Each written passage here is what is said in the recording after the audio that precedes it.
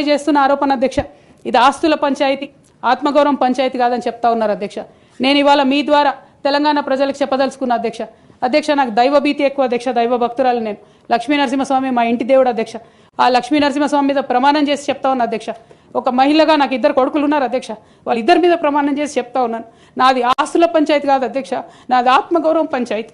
నేను ఏ విషయమైనా, ఉద్యమకారుల విషయమైనా, బీసీల విషయమైనా, మహిళల విషయమైనా ఏదైనా నిలదీసి అడిగిన అధ్యక్ష, రేపు కూడా అడుగుతా అధ్యక్ష. అందులో ఎట్టి పరిస్థితులలో కాంప్రమైజ్ అయ్యే విషయమే లేదు అధ్యక్ష. ఈ సందర్భంగా తమరికి కూడా నేను ఒక మాట చెప్తా ఉన్నా అధ్యక్ష. మన రాష్ట్రంలో 17 లోక్సభ స్థానాలు ఉంటాయి అధ్యక్ష, ఒకటే ఒక ఉమెన్ ఎంపీ అధ్యక్ష. 119 అసెంబ్లీ సీట్లు ఉంటాయి అధ్యక్ష. అన్ని పార్టీలు కలిపి 8 మంది ఉన్నారు అధ్యక్ష మహిళలు. 40 మంది ఉన్న ఈ శాసన మండలిలో 3 ఉన్నాం అధ్యక్ష లేడీస్. మేము ఇక నేను పోతే 2 మిగులుతారు అధ్యక్ష.